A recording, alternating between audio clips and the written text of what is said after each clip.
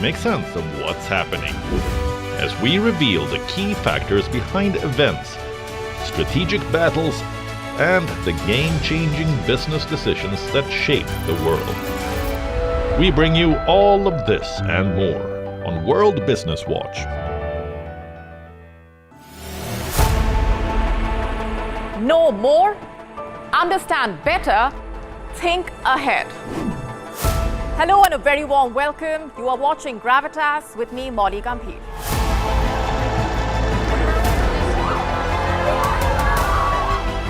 Get the facts, not the bombast. On the 26th of March, dynamic pricing, Baloch separatists, Gravitas cuts out the clutter. Gravitas keeps calm when others scream. Gravitas brings news to life.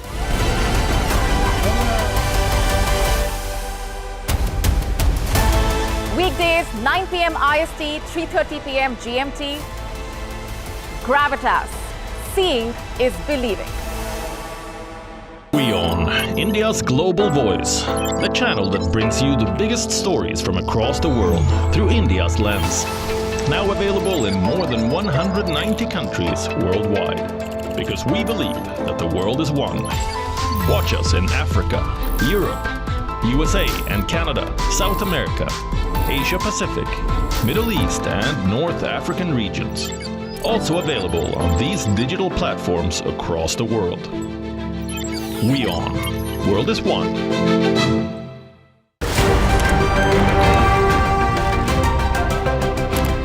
Ready to dive into your daily dose of news?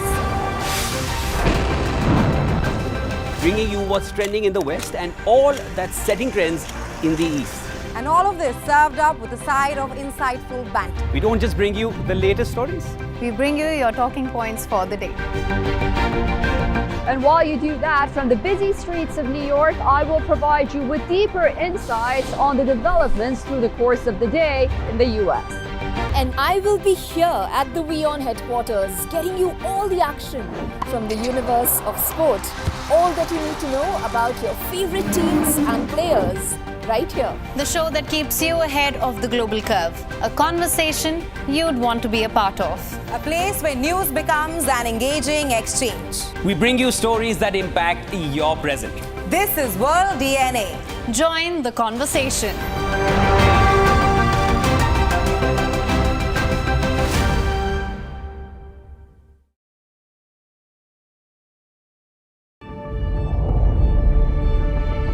The Earth is sending distress signals. Wildfires, droughts, and melting glaciers. Can we reverse the damage? Explore the harrowing effects of climate change. It's a wake-up call. Global emergency. Climate Tracker on WION World is One.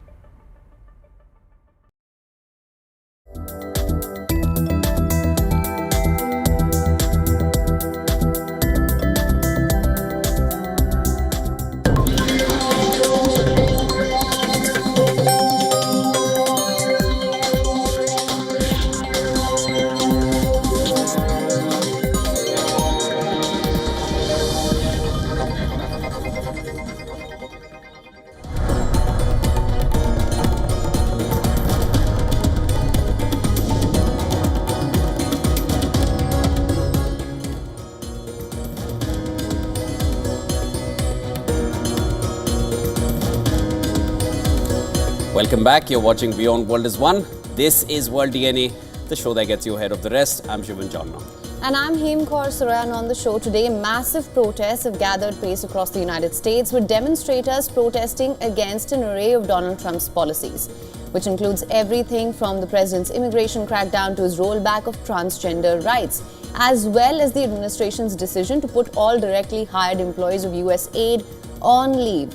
How will things pan out? We'll discuss that on the show today. Also on World DNA, hundreds of protesters stormed Bangladesh's ousted Prime Minister Sheikh Hasina's paternal house-turned-museum in Dhaka, vandalizing and setting fire to it to protest her scheduled speech on social media. The Students Against Discrimination movement declared a bulldozer march towards the museum. All this and more lined up for you right here on the show. Let's start with the headlines first.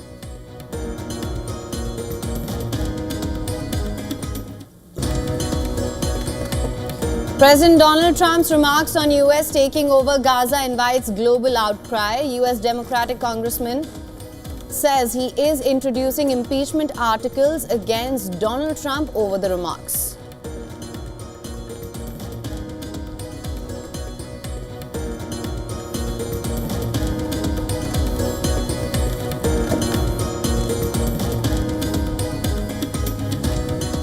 Trump administration clarifies his proposal to take over Gaza. The Secretary of State Marco Rubio says any transfer of Gazans would be temporary, while the White House insists there is no commitment to sending US troops to Gaza.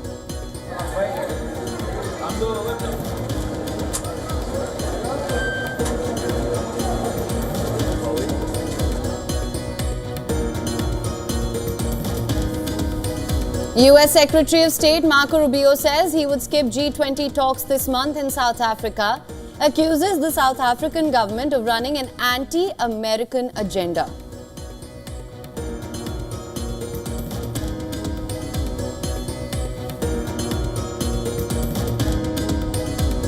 With this executive order, the war on women's sports is over.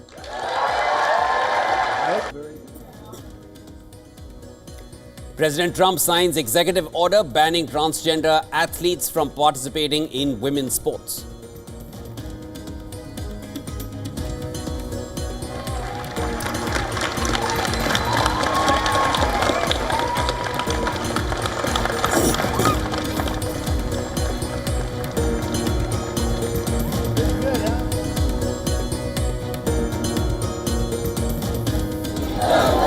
Demonstrators gather in cities across the United States to protest the Trump administration's early actions. Protests target President's immigration crackdown to his rollback of transgender rights.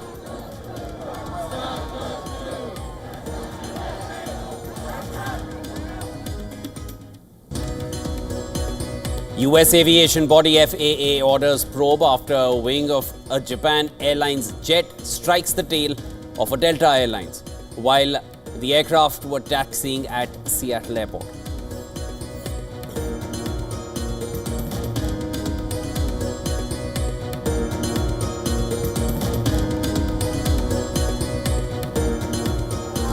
Mob in Bangladesh vandalizes memorial of Sheikh Mujibur Rahman. Excavator diggers used as protesters attempt to flatten the former residence of ousted Prime Minister Sheikh Hasina's father.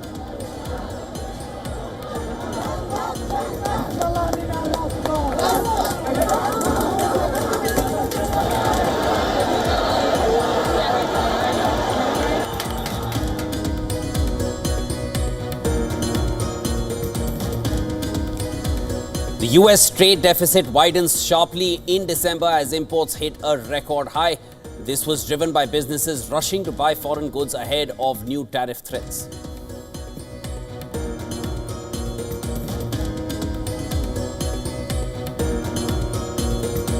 Newcastle United have entered the final of the League Cup. The Magpies beat Arsenal 2-0 in the semi-final second leg to register a 4-0 aggregate victory.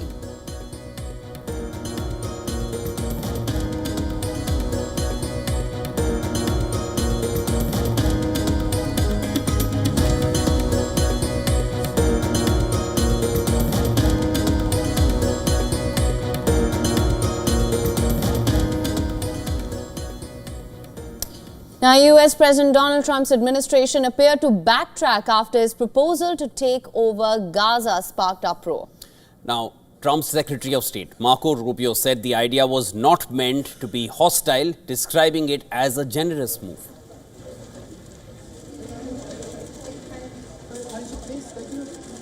The only thing President Trump has done very generously, in my view, is offer the United States willingness to step in, clear the debris, clean the place up from all the destruction that's on the ground, clean it up of all these unexploded munitions. White House Press Secretary Caroline Leavitt said US needs to be involved in the rebuilding effort to ensure stability for all people. While Leavitt did not rule out putting boots on the ground in Gaza, she said Trump is not committed to it. President has not committed to putting boots on the ground in Gaza. He has also said that the United States is not going to pay for the rebuilding of Gaza.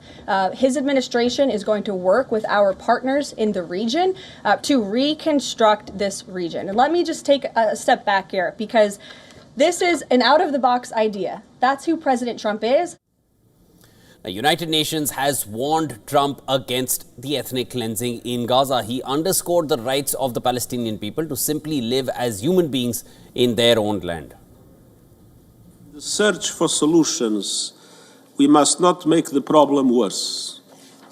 It is vital to stay true to the bedrock of international law. It is essential to avoid any form of ethnic cleansing. Palestinian President Mahmoud Abbas rejected the proposal, calling it a serious violation of international law and insisting that legitimate Palestinian rights are not negotiable. Jordan's King Abdullah II, meeting with Abbas, rejected any attempts to take control of Palestinian territories and displace people. Egypt and Jordan have rejected any resettlement from Gaza, calling for a swift reconstruction without the Palestinians leaving. The list of the countries that denounce Trump's plan is long. Let's listen in to some of the reactions that came in.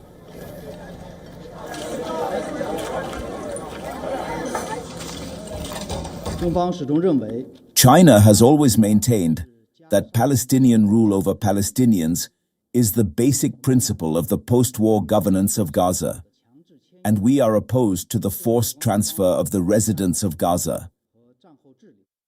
They must be allowed home. They must be allowed to rebuild, and we should be with them in that rebuild on the way to a two-state solution. What I would say is that Australia's position is the same as it was this morning, as it was last year, and it was 10 years ago, and it was under the Howard government. The Australian government support, on a bipartisan basis, a two-state solution in the Middle East. The United States encouraged everything Israel did in the Gaza Strip, so there is no point in having the U.S. president meet with the Israeli president and say, hey, we'll occupy Gaza, we'll take Gaza back and live in Gaza, and where will Palestinians go? Where will they live? In which country? Demonstrators gathered in cities across the U.S. on Wednesday to protest the Trump administration's early actions. The demonstrators carried placards, they shouted slogans decrying everything from the president's immigration crackdown to his rollback on transgender rights. The protests are a result of a movement that was organized online under the hashtags Build the Resistance and 5051, which stands for 50 protests, 50 states, 1 day. Protesters in New York, Philadelphia and at several state capitals waved signs denouncing President Donald Trump, his advisor Elon Musk, and Project 2025 to be a hard-right playbook for American government and society. Feed the rich, feed the rich, feed the poor, feed the rich, feed the poor, feed the rich. Project 2025 is a fascist program. It is part of a shock and awe campaign by the Trump MAGA regime to disorient people, paralyze them, and consolidate fascist rule. And it must be stopped. It is important that people come out in opposition to the Project 2025, as well as in opposition to the various attacks, like the ICE raids on immigrants, like creating an atmosphere of terror among lesbian, bisexual, gay, transgender people, all the other things. But we need to bring together a movement that can stop this fascism before it gets consolidated. Hundreds of people, including U.S. senators and representatives, protested outside the U.S. Capitol against Trump and Musk. The protest largely focused on the administration's decision to put all directly hired employees of U.S. aid on leave globally and recall thousands of personnel working overseas. We will be together always. This is not about left or right, it's about right and wrong.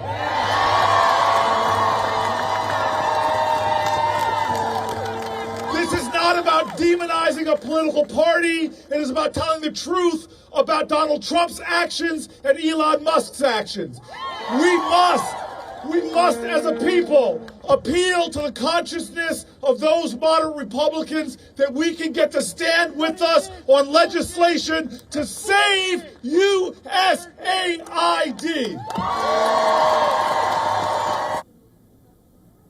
Meanwhile, Democratic leaders in the US House and Senate are pushing legislation Stop the Steal. The legislation aims to prevent Elon Musk from accessing federal government's private, sensitive data on U.S. individuals. Our bill aims to do a few simple things. One, to deny access to special government employees that don't have to disclose their conflicts of interest or any other ethic agreements. Two, to deny access to anyone with conflicts of interest or lack of appropriate clearance. And three, include personal tax information into existing privacy protections. We call our legislation Stop the Steal. President Trump has signed an executive order banning transgender athletes from participating in women's sports, the latest in a slew of moves rolling back the rights of trans people.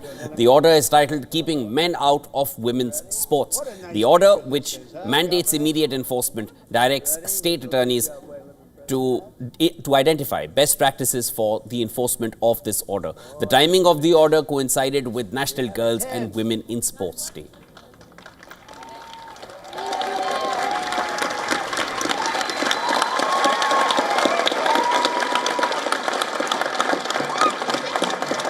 With this executive order, the war on women's sports is over. Under the Trump administration, we will defend the proud tradition of female athletes, and we will not allow men to beat up, injure, and cheat our women and our girls. From now on, women's sports will be only for women.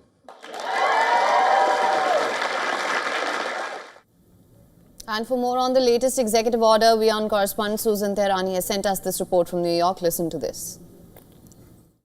President Trump on Wednesday signed the executive order keeping men out of women's sports, prohibiting transgender women and girls from competing in female athletics at schools and universities. The executive order directs the federal government to enforce Title IX based strictly on biological sex assigned at birth, with penalties for publicly funded institutions who fail to comply. Fulfilling a campaign promise, the order reflects Donald Trump's commitment for calls to protect women's sports, a stance that resonated with many during the election campaign. Opponents say that it raises questions about discrimination. The order is expected to immediately face challenges in court legally, setting the stage for a broader national debate on gender and athletics. Susan Tehrani reporting from New York for WION World is One. And French Prime Minister Francois Bayrou has survived 2 no-confidence votes in the parliament. And this is after less than 2 months in office, as he still faces an uncertain future. Bayrou used a controversial constitutional article to ram his cost-cutting budget through Parliament without a vote. Calling the budget imperfect, he told the National Assembly that it is an emergency step.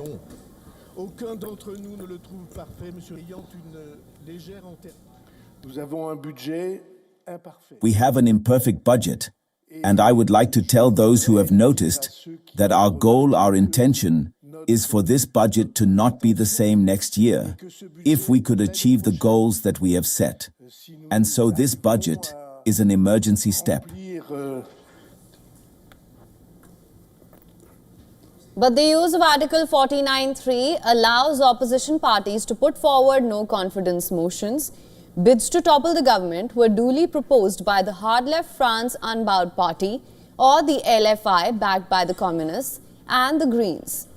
But while Bayrou is nowhere near having a majority in the National Assembly, the Socialists and far-right National Rally both refused to back the 2 no-confidence motions. RN party leaders said they wanted stability. But in the end, the motion of no confidence over the budget gathered 128 votes, well short of the 289 votes which were needed.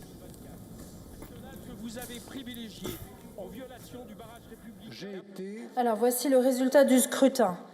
The result of the vote was as follows. The majority required for the motion of no confidence to be adopted out of an absolute majority of the members of the Assembly, 289. Votes in favor of its adoption, 128. As the required majority was not attained, the motion of no confidence was not held. Consequently, the conclusions of the Joint Committee on the Finance Bill for 2025 are deemed adopted. 2025 sont considérés comme adoptés. A second no-confidence motion targeted at the government's Social Security Revenue Plan also failed, gathering 122 votes. The two votes have allowed Beirut some breathing space, but experts say they offer only crumbs of comfort for the embattled premier. After the snap parliamentary elections last year, the far-right holds its biggest ever foothold in a divided parliament. Remember, Beirut's predecessor, Michel Barnier, was toppled in a no-confidence vote late last year. So the survival of Beirut's government will be a temporary relief for President Macron as he continues to face calls to resign.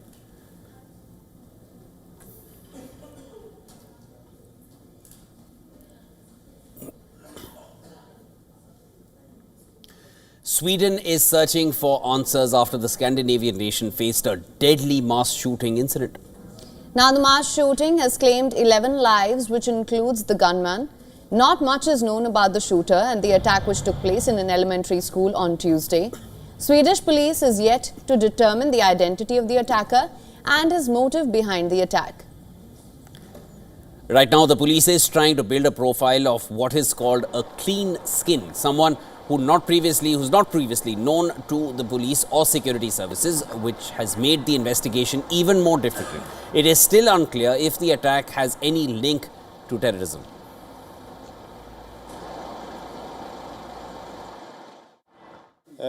What happens when we arrive at the scene is that the officers feel that they have been fired upon by this perpetrator. And what happens is that when we then advance towards this perpetrator, the person is found dead. The person probably shot himself. We are not completely sure, but there is much to suggest that it is a solitary act, and that is the picture we have right now. But we look very broadly in the continued investigation if there could be several perpetrators. Now, the shooting took place in an adult school in the city of Örebro at around 12:33 p.m. local time. Teachers inside the school said that they heard the gunshots, they fled classrooms and barricaded themselves inside. Witnesses say the shots were fired in quick succession and there was blood everywhere. A guy next to me was shot in the shoulder. He was bleeding a lot. When I looked behind me, I saw 3 people on the floor bleeding. Everyone was shocked. They said, "Go out, get out." I and my friend tried to save the life of this person. People were very shocked. The police were not on site and neither was the ambulance, so we had to help. I took my friend's shawl and tied it tightly around his shoulder so that he wouldn't bleed so much. From royals to politicians, everyone arrived at the Örebro school grounds to pay respect to those who lost their lives. Swedish Prime Minister said the country is going through a dark time.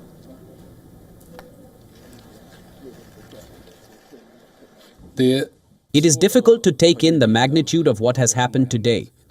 The darkness that is now falling over Sweden tonight. It is with bottomless sadness that we have received the news from the police that about 10 people have been killed and several have been injured in a school shooting in Örebro. What simply cannot happen has now also happened in Sweden. Swedish media says one of the worst mass shootings in Sweden's history was carried out by a 35-year-old. The reports described the attacker as unemployed and a recluse with a hunting license who had withdrawn from family and friends. Officials say he fired at police when they arrived at the school and then most likely killed himself as well.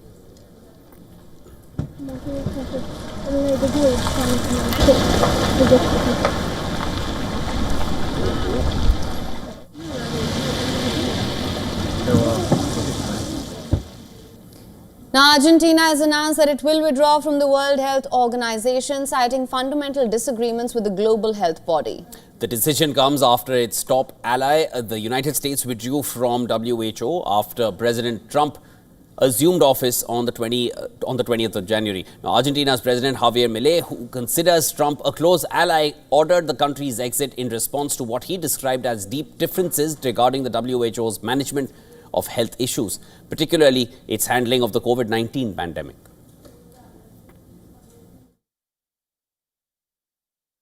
President Milei instructed Foreign Minister Gerardo Verdín to withdraw Argentina's participation in the World Health Organization. This is based on the deep differences regarding, of course, health management, especially during the pandemic, that together with the government of Alberto Fernandez, led us to the longest confinement in the history of humanity and the lack of independence from the political influence of some states. We Argentines will not allow an international organization to intervene in our sovereignty, much less our health.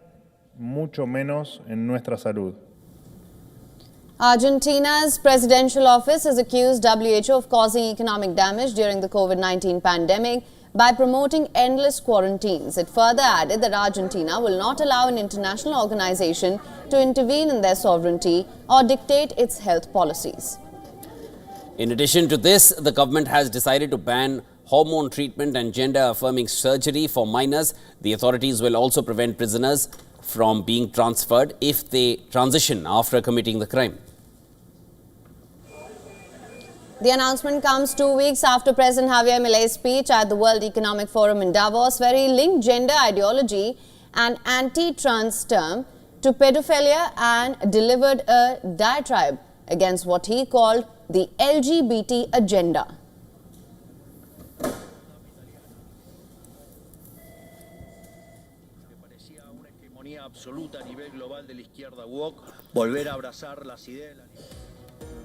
All right, with that, it's time now for a short break. Don't go anywhere. This is World DNA. Of course, lots more lined up for you on the other side of the break. Hundreds of protesters stormed Bangladesh's ousted Prime Minister Sheikh Hasina's paternal house turned museum in Dhaka, vandalizing and setting fire to it to protest her scheduled speech on social media. We'll bring you a complete report on that front.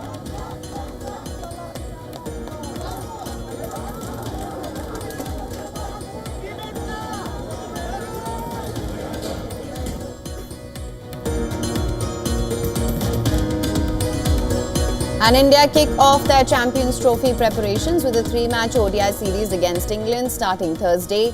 The series is seen as the final platform for top batters Rohit Sharma and Virat Kohli to regain form.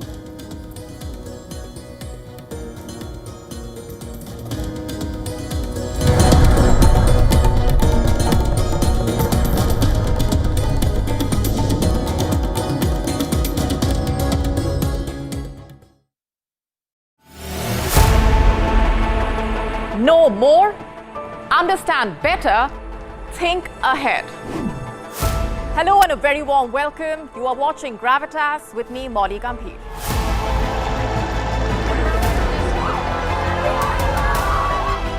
Get the facts, not the bombast. On the 26th of March, dynamic pricing, Baloch separatists, Gravitas cuts out the clutter. Gravitas keeps calm when others scream. Gravitas brings news to life.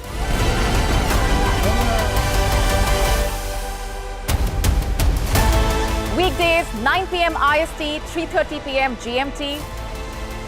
Gravitas. Seeing is believing.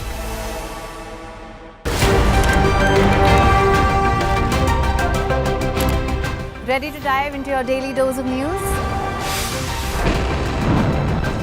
Bringing you what's trending in the West and all that's setting trends in the East. And all of this served up with a side of insightful banter. We don't just bring you the latest stories. We bring you your talking points for the day. And while you do that, from the busy streets of New York, I will provide you with deeper insights on the developments through the course of the day in the U.S. And I will be here at the WION headquarters, getting you all the action from the universe of sport. All that you need to know about your favorite teams and players, right here. The show that keeps you ahead of the global curve. A conversation you'd want to be a part of. A place where news becomes an engaging exchange. We bring you stories that impact your present. This is World DNA. Join the conversation.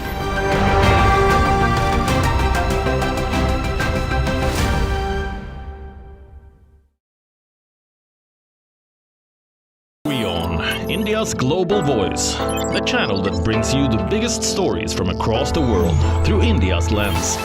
Now available in more than 190 countries worldwide, because we believe that the world is one. Watch us in Africa, Europe, USA and Canada, South America, Asia Pacific, Middle East and North African regions. Also available on these digital platforms across the world. WION. World is one.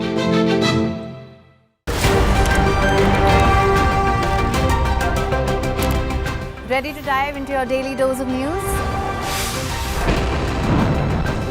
Bringing you what's trending in the West and all that's setting trends in the East.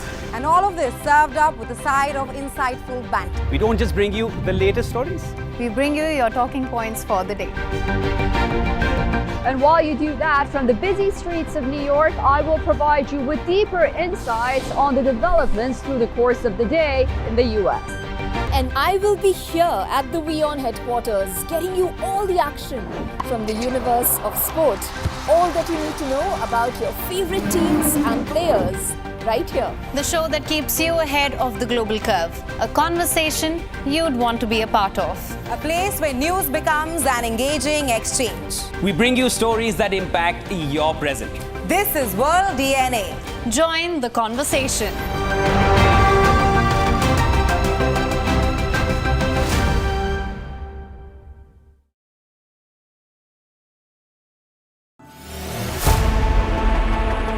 Know more, understand better, think ahead.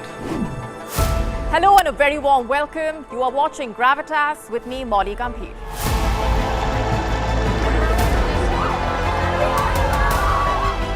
Get the facts, not the bombast. On the 26th of March, dynamic pricing, Baloch separatists, Gravitas cuts out the clutter. Gravitas keeps calm when others scream. Gravitas brings news to life.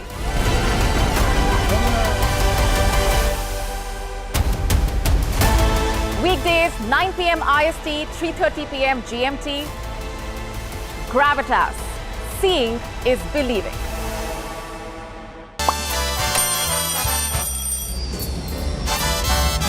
Vielleicht nur als Impulsant.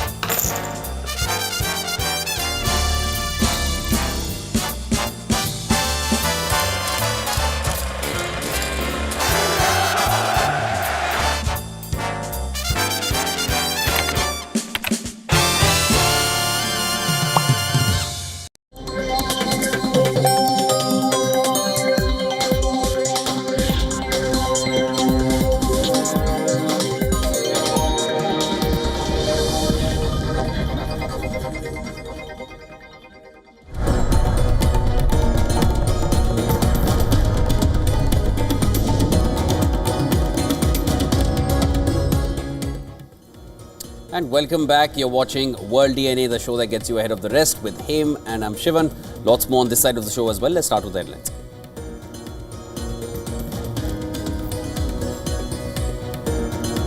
Mob in Bangladesh vandalizes memorial of Sheikh Mujibur Rahman. Excavator diggers used as protesters attempt to flatten the former residence of ousted Prime Minister Sheikh Hasina's father.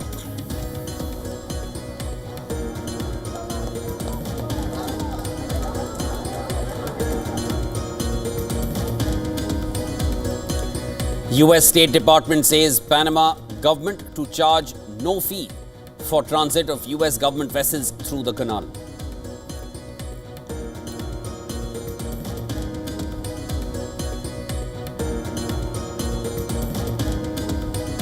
US Secretary of State Marco Rubio says he would skip G20 talks this month. In South Africa, accuses South African government of running an anti-American agenda.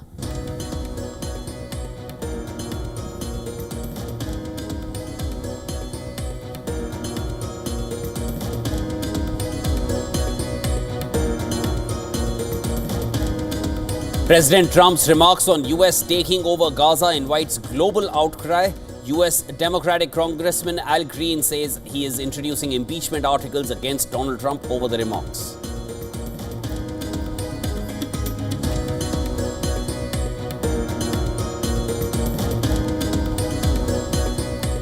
Trump administration clarifies its proposal to take over Gaza. Secretary of State Marco Rubio says any transfer of Gazans would be temporary, while the White House insists there's no commitment to sending US troops to Gaza.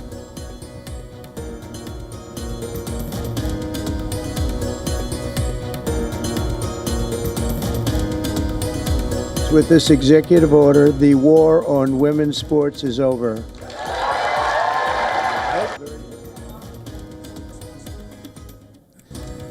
Trump signs executive order banning transgender athletes from participating in women's sports.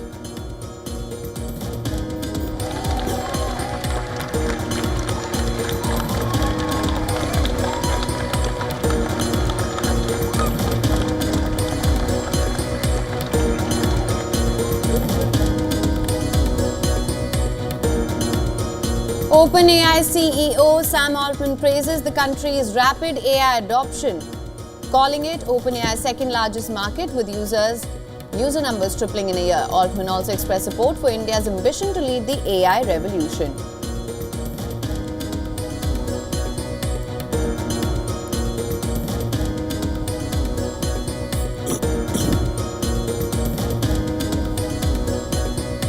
Newcastle United have entered the final of the League Cup. The Magpies beat Arsenal 2-0 in the semi-final second leg to register a 4-0 aggregate victory.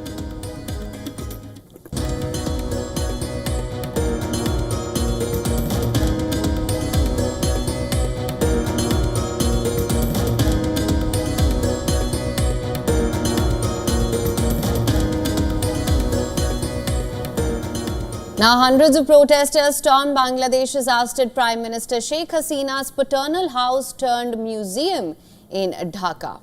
They vandalized and set it on fire to protest her scheduled speech on social media. Students Against Discrimination movement declared a bulldozer march towards the museum, an important and historical monument for Hasina's Awami League party that ruled the country for almost 16 years before mass protests last August forced her to resign and flee to India. The march was declared in retaliation to ousted Prime Minister, declaring that she would address the students of the country via social media on Wednesday evening.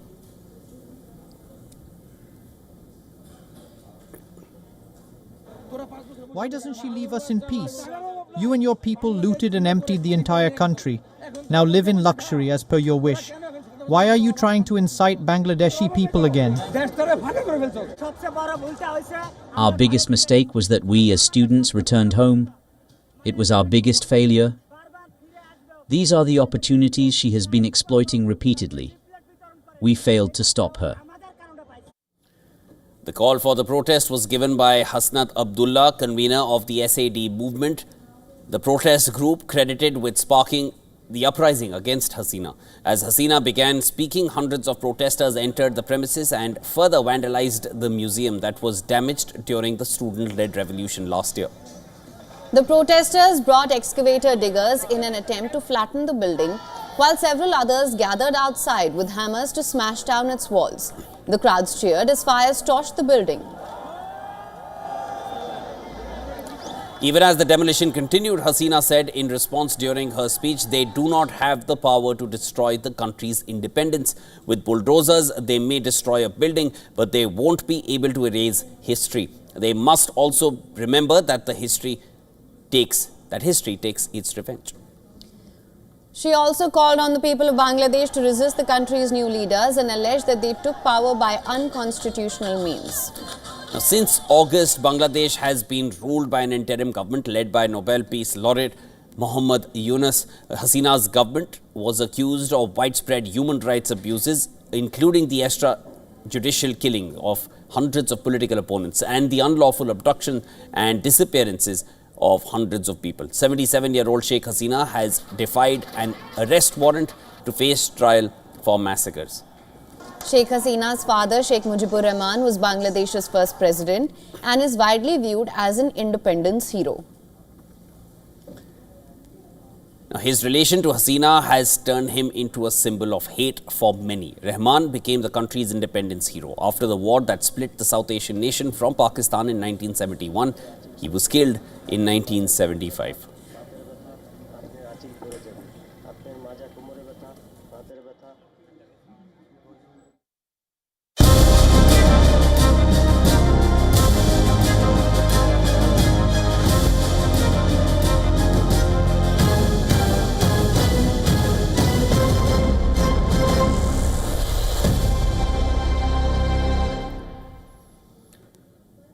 Delhi voted on Wednesday in assembly elections. Election Commission data put the voter turnout at 57.86%.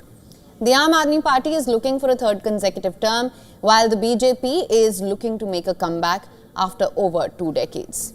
Well, the Congress is keen to reopen its account in the assembly. Now, the long wait begins to the day the results are going to be out on the 8th of Feb. The fate of 699 candidates vying for 70 assembly seats in Delhi is sealed in EVMs. And the votes there will be counted on Saturday. But before the final verdict is out on who will govern Delhi, we bring you what the exit polls put out by various media houses say. Zee's artificial intelligence-based poll forecasts a tight contest between the ruling Aam Aadmi Party and the BJP. AAP Xenia predicts that the Kejriwal-led party will secure 33 to 38 seats. Meanwhile, BJP, that has been out of power in the national capital for over 27 years, gives a tough fight. Forecasts show BJP getting 31 to 36 seats. All right, let's also talk about some of the other exit polls, starting with the P-Mark that has predicted a win for BJP at 39 to 49 seats. AAP is shown trailing at 21 to 31 seats. Matrice shows a tighter contest between the two parties, 35 to 40 seats for the BJP, 32 for 37 for the Aam Aadmi Party. Next up, the JVC predicts a clear win for BJP in Delhi, forecasting 39 to 45 seats for the party. The poll predicts that AAP will be ousted from power, securing 22 to 31 seats. Chanakya Strategies has also become a clear mandate to BJP, forecasting 39 to 44 seats for the National Party. AAP is seen losing in this poll with just 25 to 28 seats going to the incumbent. Finally, the People's Pulse poll has predicted the biggest mandate for the BJP. As per this exit poll, the Saffron Party will secure 51 to 60 seats. The Aam Aadmi Party, it has given a meager 10 to 19 seats. And across all polls, there's one common theme. For the third time in a row, the Congress has failed to make a mark. Let's also take a look at some high-profile seats to watch out for on results day. The biggest battle is in the New Delhi constituency, where former Chief Minister of Delhi Arvind Kejriwal is fighting a high-stakes battle against sons of two former Chief Ministers. Parvesh Sahib Singh is on a BJP ticket, while Sandeep Dikshit is from Congress. Another key battle was the Jangpura seat, where former Deputy Chief Minister of Delhi Manish Sisodia is in a tight contest against BJP's Tarvinder Singh Marva and Congress Farhad Suri. The third big battleground is the seat in Kalkaji, where incumbent Chief Minister Atishi contested against former MP Ramesh Bidhuri and Congress Alka Lamba. The fate of other high-profile candidates like Ministers Gopal Rai, Saurabh Bharadwaj and BJP leaders Kailash Gehlot and Kapil Mishra is locked up in electronic voting machines.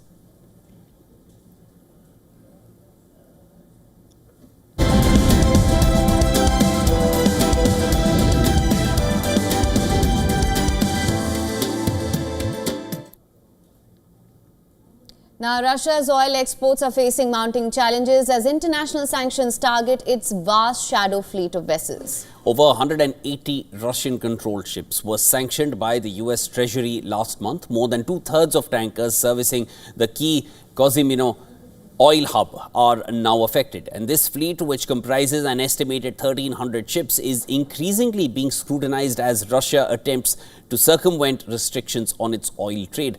While these ships play a critical role in maintaining Russia's oil exports, their sanctioning is disrupting crucial supply routes. The consequences are substantial. Each sanctioned tanker can cost Russia up to $7 million per shipment, with the G7 price cap hovering around $70 a barrel. Every sanctioned shipment cuts directly into Russia's revenue. As sanctions have already hit around 275 vessels, Russia is forced to replace them quickly.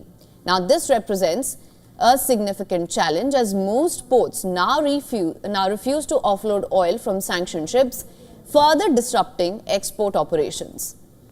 Despite these setbacks, Russia continues to depend heavily on oil exports, which account for about 30% of its federal budget.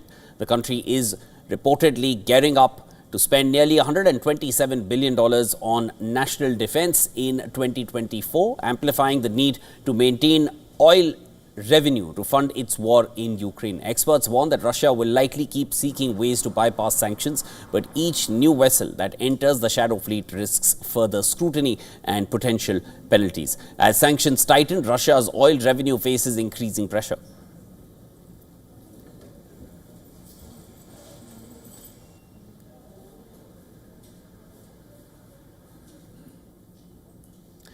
Israel's global standing has reached an all-time low, with the country placed last in the 2024 Nation Brands Index. Faced with a bleak future, Israel is launching a $100 million rebranding campaign to restore its reputation on the world stage. But will it be enough? Take a look at our next report to know more. Israel has been ranked last in the 2024 Nation Brands Index, a survey covering 70 countries and over 40,000 respondents. The index evaluates nations across 6 key dimensions: governance, culture, people and society, exports, immigration and investment, and tourism. Israel performed poorly across all categories, with younger demographics, particularly Generation Z, rating it unfavorably.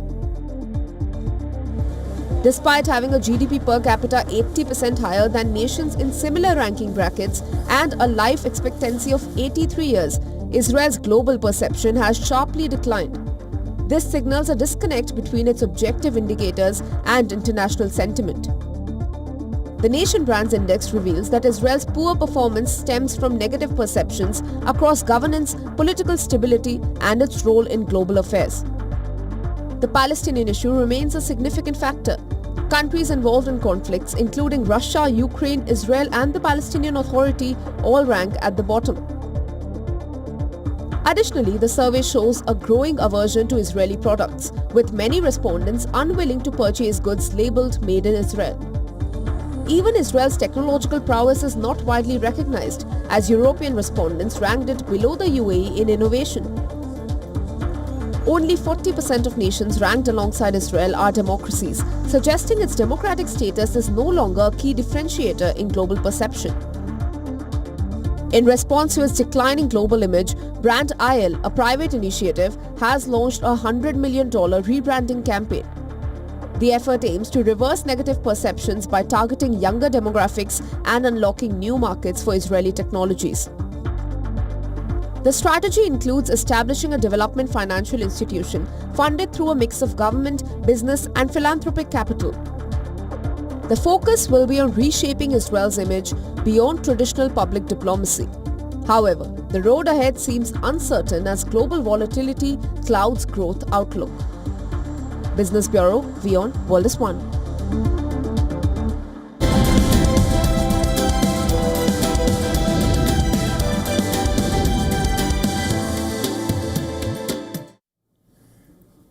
All right, let's now take a look at developments from the world of technology. Last week, Chinese AI model DeepSeek sent shockwaves around the tech world with its impressive performance and low-cost prompting, some to call it a wake-up call for US developers. However, questions have been raised around the model's security policy and whether it is safe to use the AI model. And now, a team of security researchers have discovered a shocking vulnerability that could potentially expose user data and compromise the integrity of the model itself. It has been discovered that DeepSeek's website has a computer code that could send some user login information to China Mobile, a Chinese state-owned telecommunications company. This code appears to be part of the account creation and user login process for DeepSeek.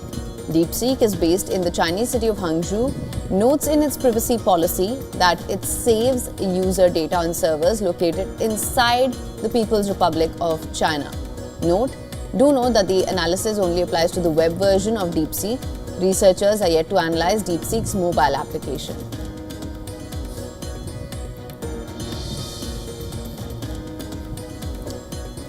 The Ugandan police have arrested 9 finance ministry officials for their alleged involvement in the central bank heist that took place last year in November. Reports indicate that those detained include one of the most senior officials in the ministry's treasury department. According to reports, the accused hacked into the bank's electronic systems and managed to steal around 62 billion shillings. That's over $16 million.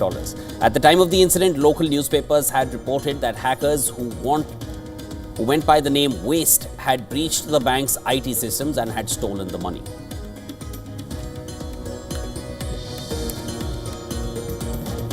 According to a report by Chain Analysis, a blockchain analysis firm, ransomware payments fell by over a third in 2024, totaling $813 million, down from a record $1.25 billion in 2023. The decrease comes despite some very high-profile attacks such as NHS Trust in the UK and the US donut firm Krispy Kreme. The second half of the year saw a particularly sharp drop, with demanded ransoms exceeding actual payouts by a substantial 53%, despite a rise in attack frequency. Even the number of cryptocurrency transactions associated with ransomware, known as on-chain payments, decreased. The report suggests that the decline is due to increased law enforcement pressure on cybercriminal gangs and a growing reluctance among victims to pay ransom.